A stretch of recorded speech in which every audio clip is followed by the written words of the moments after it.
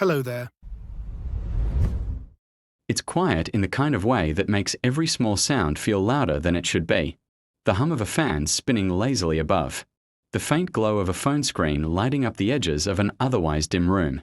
Somewhere outside, a motorbike passes, its sound fading into the distance like a thought you almost remembered but didn't quite catch. You're lying there, not really doing anything. Not sleeping, not scrolling, just existing in that in-between space where time feels slower, heavier. Your eyes drift to the ceiling, tracing invisible patterns, as if there's something up there you're supposed to understand. And then your phone buzzes. Not a message this time. A notification. A photo. You don't open it right away. You already have a feeling. But curiosity, soft and persistent, nudges you anyway. So you tap. It's a group picture. Laughter caught mid-frame. Faces leaning into each other, comfortable, effortless. The kind of moment that looks like it didn't need planning. The kind of moment that feels natural. You recognize everyone. You pause for a second longer than you expected to. There's no sharp pain, no dramatic reaction. Just something quieter. A small shift inside your chest, like something gently settling into place. You weren't there. And it's not even that you should have been. No one promised anything. No one said your name and then took it back.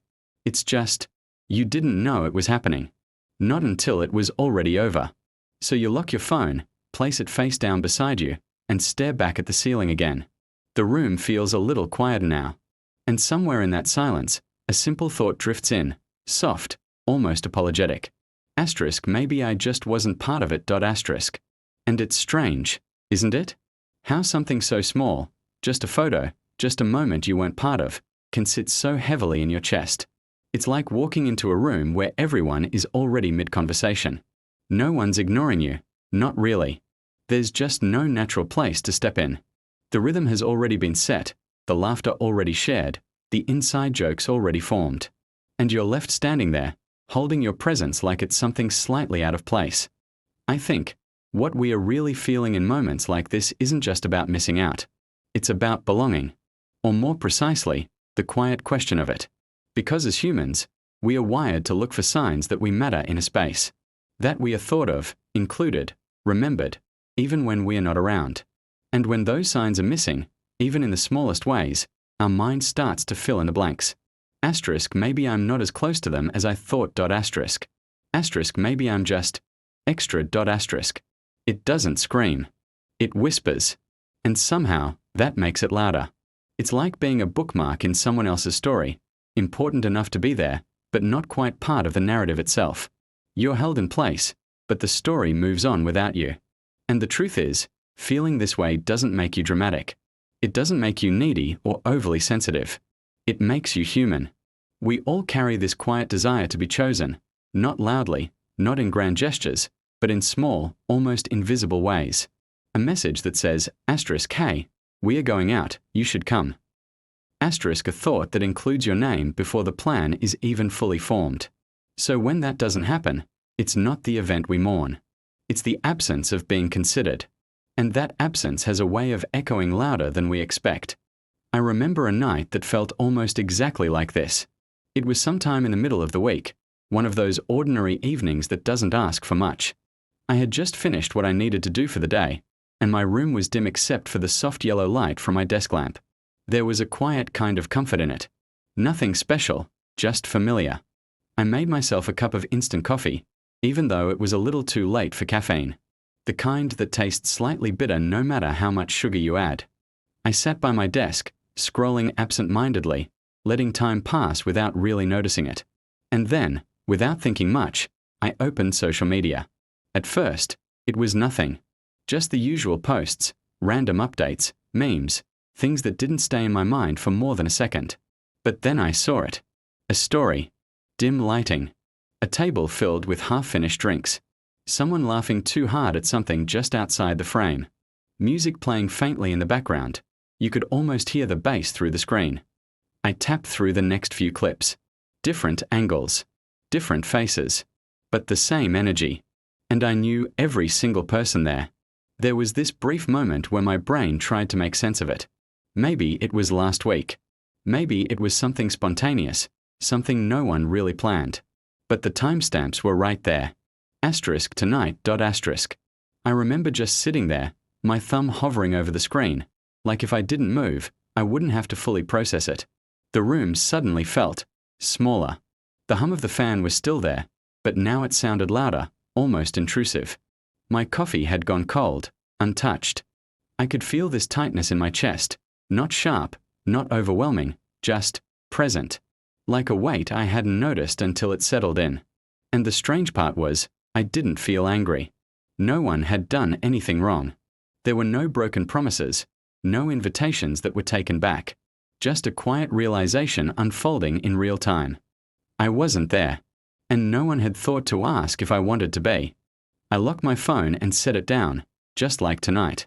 Then I leaned back in my chair, staring at nothing in particular, letting the silence fill in the space where that laughter should have been. And I remember thinking, not with bitterness, but with a kind of soft confusion. Asterisk, when did I become someone who gets invited last? Or not at all? Asterisk. And maybe the answer to that question isn't as harsh as it first sounds. Maybe it's not always about being unwanted.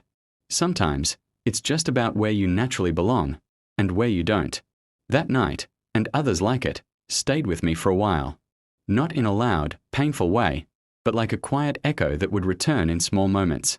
I started noticing how often I waited to be included, how much meaning I placed on being invited, as if it was a measurement of my worth in someone else's life. But slowly, something shifted. I began to realize that belonging isn't always about being present in every room.